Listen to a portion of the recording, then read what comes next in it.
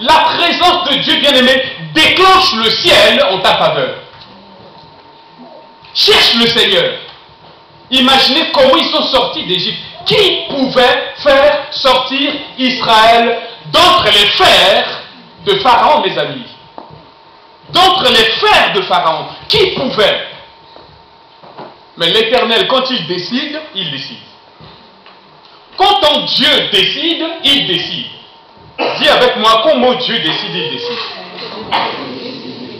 Mais je vous trouve très bizarre ce matin. Non, je suis bizarre, non, il me semble. Non, ça va? Vous êtes étonné que je sois en forme, non, c'est ça? Ah, ben écoutez, ça me fait plaisir. Hein, ça me fait plaisir. Hein? Mais quand ton Dieu décide, il décide. Et il est dit, hein, cherchez l'Éternel pendant qu'il se trouve. Bien-aimé, c'est le temps de chercher le Seigneur. Si l'église a été un peu secouée, ça c'est notre part. Il y a eu d'autres. Il y a une famille qui a été touchée juste avant nous. Il y a d'autres qui ont été touchés. Et peut-être ça va encore continuer. Mais mes amis, ça c'est des signes qui montrent qu'il y a une grande bénédiction qui attend le peuple de Dieu. Amen. Oui, mais je ne vous attends pas à dire Amen. Amen. C'est des signes, mes amis, qui montrent qu'on va vivre des choses formidables. Amen. J'étais à l'enterrement le mercredi dernier. J'y suis retourné encore. Vous savez, ça a été quelque chose de formidable. Ça, c'est pas le sujet. Mais c'est juste pour vous dire, c'est vraiment formidable. La mort de ce jeune, ça a déclenché quelque chose. Il y avait au moins 800 personnes à l'enterrement. Toute sa classe était là. Ça pleurait. Un jeune de 20 ans. Ça pleurait. Le témoignage était fort. Je rencontre un ami pasteur. Il me dit, comment vous allez? Je dis, oui, je commence à me relever parce qu'ils ont entendu que j'étais un peu fatigué. Et il me dit, Clément, souviens-toi, ma femme, il y a quelques années en arrière, a prié, j'aime proclamer cette parole, parce qu'elle va s'accomplir. Ma femme, il y a quelques années en arrière, était en train de prier pour vous, ici à Saint-Étienne. Elle a vu un bâtiment que votre église était en train de construire. Quelque part, un peu en dehors de Saint-Étienne, mais un grand bâtiment. Là où vous êtes, c'est provisoire, c'est transitoire. J'ai dit, wouh! Gloire à Dieu! Amen. Non, je croyais que vous allez applaudir.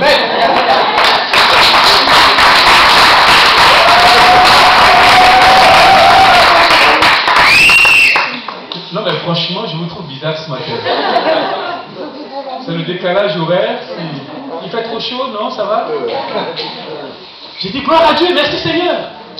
Ça vient encore confirmer la parole de Dieu. Nous sommes, mes bien-aimés, c'est le temps de chercher le Seigneur. Par ma vie, par ma mort, je servirai Dieu jusqu'au bout. Fatigué ou pas fatigué? Je me fatigue, je me relève, je continue à servir le Seigneur. Où es-tu ce matin? Cherchez le Seigneur pendant qu'il se trouve. Il est là. Invoquez-le tandis qu'il est prêt.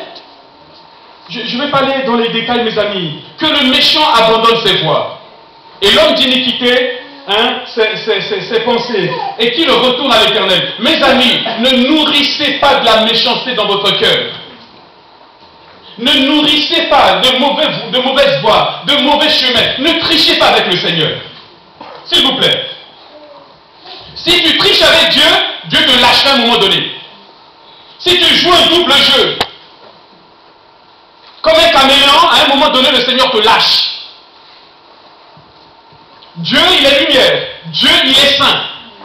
Que le méchant abandonne ses voies. Bien aimé, ce n'est pas normal de tolérer dans la maison de Dieu du péché. Ce n'est pas normal. Tu n'as pas le droit de vivre dans le péché et de te mouvoir au milieu des enfants de Dieu. Dieu te voit. Il faut que tu reviennes au Seigneur de tout ton cœur. Attention, je dis ça, je ne connais personne ici. Hein? Je ne dis pas ça parce que je te vise. Non, je dis ça comme ça parce que c'est la parole de Dieu qui le dit. Ne nourris pas dans ton cœur de mauvaises voies.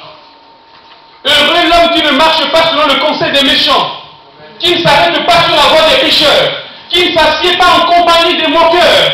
Où est ton camp? Mon épouse a dit tout à l'heure, il y avait deux camps. Il y a le camp qui est en arrière, dans les ténèbres, et il y a le camp qui est éclairé par la lumière de Dieu, par le feu de la lumière de Dieu. Le méchant doit abandonner ses mauvaises voies. L'homme d'iniquité, qu'est-ce que tu as vécu? Là où est en ce moment ton cœur, mon bien-aimé, c'est là où se trouve ton trésor. Est-ce que ton trésor est Jésus-Christ? Alors ton cœur avec Jésus. Tes combats, le Seigneur va t'aider. Sors de là où tu es, mon frère, ma soeur.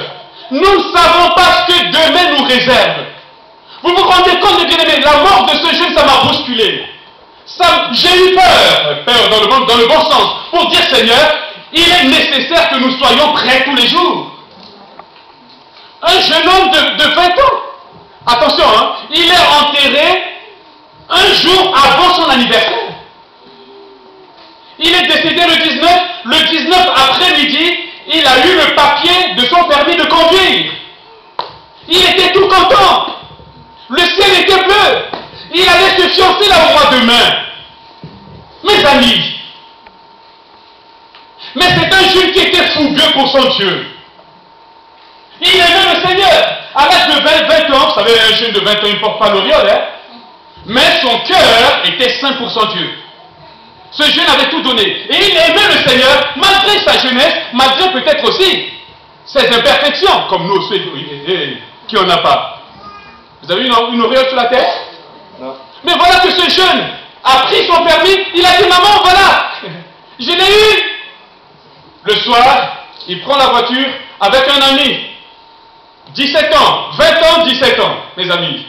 C'est terrible ce qui s'est passé là. C'est vraiment un message puissant pour l'Église. On a pleuré avec les parents.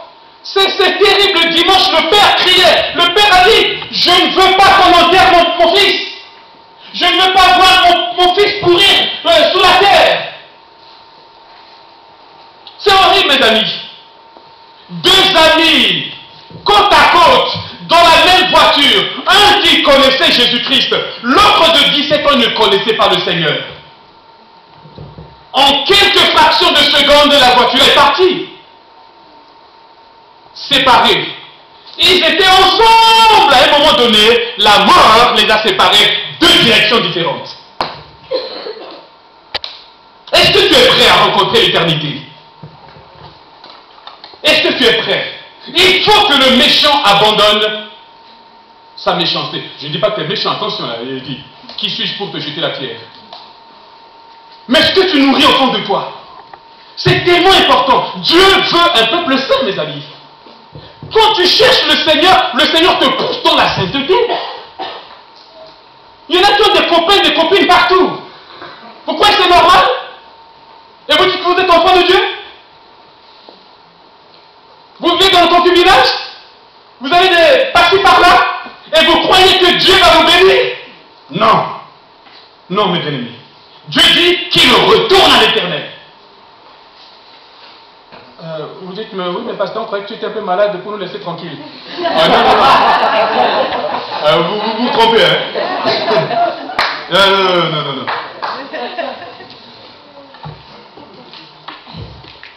Dites quand même merci qu'il soit debout. Qu'il retourne. Et s'il te plaît, c'est un cri de cœur. Reviens au Seigneur. Reviens au Seigneur. Reviens au Seigneur. Le Seigneur t'aime tellement. Le Seigneur t'aime tellement. Reviens à ton Dieu. Le Seigneur a compassion de toi. Je ne vais pas aller dans les détails. Je vais te montrer, je vais te donner, laisser 4 mots. 4 mots qui vont t'aider. Dieu veut révolutionner notre vie, mes amis. C'est une révolution spirituelle qu'il veut produire dans ta vie. 2 jeunes. Rendez compte? Dans la même voiture, le même véhicule.